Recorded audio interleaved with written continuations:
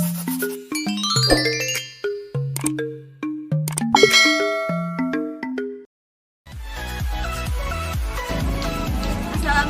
hai, welcome to podcast Cilik 1. Sebelum kita menyaksikan podcast Cilik hari ini, kita sama-sama main quiz dulu ya bareng aku. Yang pertama, salah satu kunci tubuh dapat berkembang dengan baik adalah, kita lanjut soal nomor 2. Pelengkap isi piringku adalah, udah dapat belum? Yaudah kita lanjut nomor 3 ya. Terakhir nih, durasi jemur untuk berjemur di pagi hari yaitu,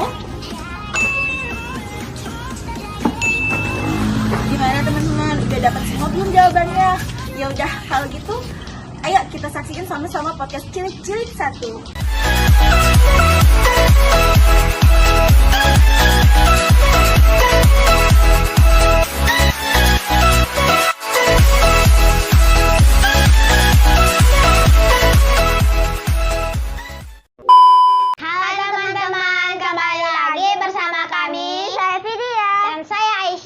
Di sini kami sebagai host podcast Cilik dalam rangka Hari Gizi Nasional dengan tema Makananku Sehat, Tubuhku Kuat, Prestasiku Dahsyat. Kali ini kami akan mengundang kakak narasumber yaitu Kak Hania.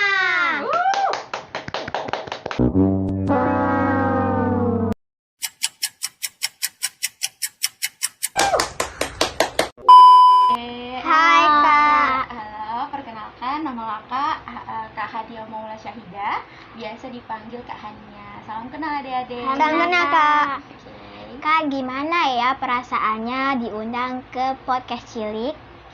Perasaannya seneng banget karena ini baru pertama kali ya kakak di sini ketemu adik-adik cantik, terus juga ketemu kakak-kakaknya. Semoga bisa memberikan informasi yang bermanfaat. Oke Kak, sesuai dengan tema hari ini kami akan bertanya dan berdiskusi bareng Kak Hania. Oke, siap. Di sini ada beberapa pertanyaan yang kami susun Kak. Pertanyaan pertama adalah, bagaimana cara kita mengetahui bahwa gizi anak sudah sesuai dengan usianya? Oke, jadi untuk menentukan kebutuhan gizi anak-anak itu dibagi nih adik-adik. Jadi ada yang sesuai usia kurang dari 5 tahun dan ada yang usianya 5 sampai 18 tahun. Nah, untuk anak-anak di bawah usia 5 tahun itu kita bisa berpatokan namanya ke grafik WHO nih. Jadi di grafik itu dijelasin nih umur adik tuh berapa, kemudian nanti tinggi badan adik berapa, terus berat badannya berapa dan lingkar kepala. Nanti nanti di sana disesuaikan nih apakah adik masuk ke gizi yang cukup, kemudian gizi kurang ataupun gizi lebih. Nah, satu lagi nih untuk adik-adik yang usianya 5 sampai 18 tahun, di sana bisa pakai namanya grafik CBC. Nah, di sana juga bisa diukur dengan tinggi badannya, berat badannya, dan bisa menentukan status gizi anak tersebut gitu. Oh gitu ya Kak, kami bertahu. Oke Kak, lanjut ke pertanyaan kedua. Apa saja dampak si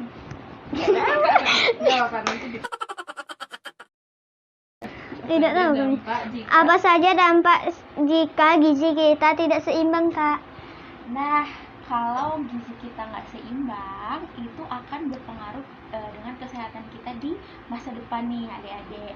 Nanti adik-adik bisa menyebabkan anemia nih atau kekurangan darah merah yang bisa mengalirkan oksigen ke seluruh tubuh. Akibatnya apa? Adik-adik bisa kurang konsentrasi nih, terus daya ingat adik menurun. Misal nih menghafal Al-Quran, terus tiba-tiba sering lupa. Nah, itu juga berpengaruh. Terus nanti konsentrasi, misal adik-adik lagi dengerin gurunya menjelaskan, terus nanti kalau misalnya gizinya kurang seimbang, ini bisa berpengaruh ke daya tangkap adik-adik. Terus nanti juga akan menyebabkan penyakit seperti diabetes, obesitas, maupun penyakit jantung yang berpengaruh ke masa depan gitu. Gitu ya Kak. Lalu kita lanjut ke pertanyaan 3. Ke pertanyaan 3 ya Kak. Apa saja tips memilih makanan sehat untuk usia kami yang bisa bikin sehat? Oke, tips memilih makanan. Kakak ada singkatannya nih, namanya pH 3. Nah, P yang pertama, penuhi gizi seimbang. Apa sih gizi seimbang itu? Jadi dalam sekali makan kita tuh butuh satu, karbohidrat. Karbohidrat dapat dari mana? Dari nasi, dari roti gitu ya. Terus yang kedua, dari protein. Protein dapat dari mana nih? Contohnya, tahu nggak adik-adik? Dari ikan, dari ayam, terus dari hati dan segala macam. Terus ada lagi kita butuh vitamin dan mineral. Dapatnya dari mana? Dari sayur-sayuran, buah-buahan. Misalnya ada suka makan apel nih. Nah, itu juga harus dikonsumsi setiap harinya. Terus jangan lupa minum air putih yang cukup juga supaya adik-adik siap untuk menjalani hari-hari. Terus, hal yang pertama, hindari junk food atau makanan cepat saji. Jadi kayak fried chicken, kentang goreng, mie instan. Nah, itu nggak boleh adik-adik, maksudnya menghindari makanan itu. Terus yang kedua, hal yang kedua adalah hindari minuman yang bersoda, minuman manis kayak bubble-bubble, pop es. Nah, itu dikurangin ya, karena kandungan gulanya tinggi. Terus yang terakhir, kalau bisa minuman itu bisa diganti dengan air putih, kan selain murah dan juga itu menyehatkan gitu. Jadi tipsnya pH 3 tadi. Oke Kak, sekarang kita lanjut ke pertanyaan yang ketiga. Keempat, bagaimana sih Kak sikap pola hidup yang sehat? Oke, pola hidup sehat. Yang pertama tadi makan makanan yang bergizi ya. Ingat kan tadi kakak udah cerita ada karbohidrat, protein, vitamin dan mineral. Nah, itu harus dimakan setiap harinya. Terus yang kedua, adik-adik bisa olahraga secara teratur. Gimana olahraga yang baik? Adik-adik bisa pagi-pagi berbangun tidur, habis sholat subuh, habis bantu-bantu kakak-kakaknya. Nah, ini bisa olahraga nih, jalan kaki, misal dari sini ke depan gang gitu. Nah, terus atau bisa lari misalnya setiap sore rutin ya. Nah, iya boleh. Nah, terus selain itu juga adik-adik harus rutin nimbang berat badannya supaya tahu nih kita sudah dalam kondisi baik atau belum gitu adik-adik. Oh gitu ya Kak. Iya.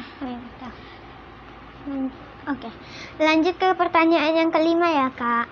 Mengapa kita tidak boleh makan es krim dan coklat terlalu banyak? Oke, jadi kan di es krim sama coklat tuh enak banget ya, manis. Terus pokoknya segar. Nah, tapi di dalam es krim sama coklat itu gulanya tinggi adik-adik. Nah, di dalam tubuh itu kita nggak boleh banyak makan gula yang terlalu tinggi karena nanti bisa berpengaruh ke metabolisme tubuh atau pencernaan tubuh gitu. Jadi jangan terlalu berlebihan. Misal boleh dalam seminggu bisa 1-2 kali konsumsi es krim atau coklat gitu. Oh gitu ya Kak.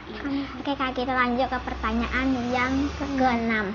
Bagusnya dalam 1 minggu berapa kali Kak boleh makan yang kayak gitu? Oh iya, tadi ya sekitar 1-2 kali seminggu. Sebenarnya nggak ada batasan khusus, tapi alangkah baiknya jika kita rutin dan tidak berlebihan mengkonsumsi coklat dan es krim tadi.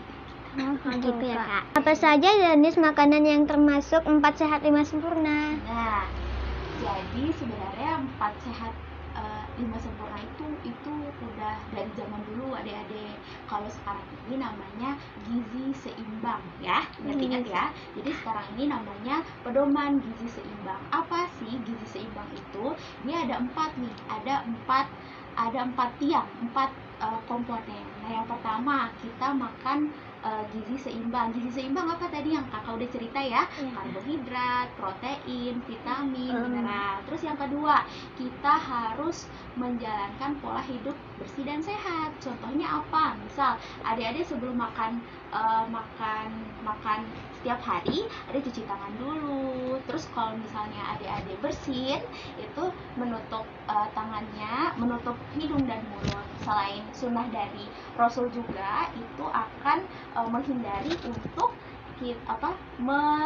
memberikan kuman-kuman, nah itu kita tidak boleh. Jadi terus sudah seperti itu kita olahraga yang rutin nih, kayak adik-adik kan udah cerita tadi, jalan pagi, lari-lari dan segala macamnya. Terus yang terakhir itu adik-adik bisa rutin menimbang berat badannya, tinggi badannya, seperti itu. Apakah setiap hari itu harus mengonsumsi lengkap makanan 4 sehat 5 sempurna, Kak? Iya, harus. Tadi kan kamu dicerita ya, tadi apa namanya? Pedoman Gizi seimbang. Nah, jadi setiap hari kita harus mengonsumsi itu supaya apa? Supaya kita kuat dan berenergi untuk aktivitas sehari-hari. Apa saja jenis makanan yang bisa mempengaruhi pertumbuhan atau perkembangan anak? Nah, untuk makanannya adik-adik bisa penuhi gizi seimbang tadi nih. Intinya adik-adik bisa makan karbohidrat yang pertama seperti apa tadi contohnya? Nasi, roti, gitu. Terus vitamin dan mineral dari buah-buahan. Terus protein contohnya dari ikan, ayam, telur, gitu deh. Oke, Kak. Iya. Oke, Kak, kita lanjut ke pertanyaan 10.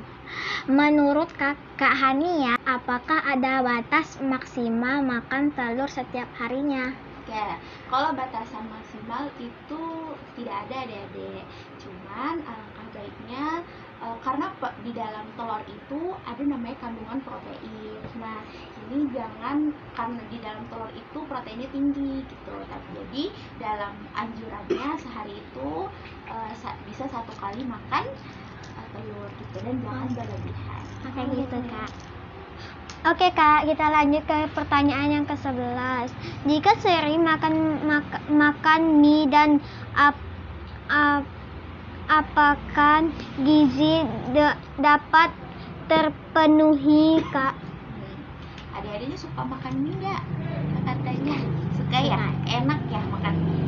Tapi makan mie itu nggak boleh sering-sering adik-adik, karena kalau kita makan mie terus, mie aja nih misalnya tiap hari, itu kandungan gizinya nggak terpenuhi. Kan tadi kan udah cerita ya, ada karbohidrat, protein, vitamin dan mineral. Kalau makan mie aja, itu di dalamnya cuma ada karbohidrat gitu, garam dan lain sebagainya. Jadi jangan, boleh sesekali tapi jangan keseringan, karena nanti gizinya jadi nggak seimbang.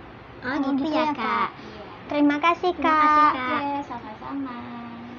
Teman-teman, mungkin segini aja untuk hari ini. Mungkin ada penyampaian dari Kak Hania atau tidak? Oke, sebelumnya kakak mengucapkan terima kasih bersama adik-adik yang sudah memberikan kesempatan kakak untuk berkenalan di sini, kemudian berbagi informasi. Nah, tentang Hari Gizi ini, jadi di sini kakak mengajak adik-adik dan teman-teman semuanya untuk bisa menerapkan pedoman gizi seimbang tadi, gitu ya, Dek. Jadi selain memenuhi makanan gizi secara bergizi setiap harinya, adik-adik juga jangan lupa untuk berolahraga dan rutin untuk mengontrol kesehatannya, gitu ya, Dek ya. Karena makanan yang sehat, tubuh yang kuat itu akan melahirkan generasi dengan prestasi yang dahsyat. Gitu, sampai jumpa adik-adik. Sampai jumpa, Kak. Dah, teman-teman.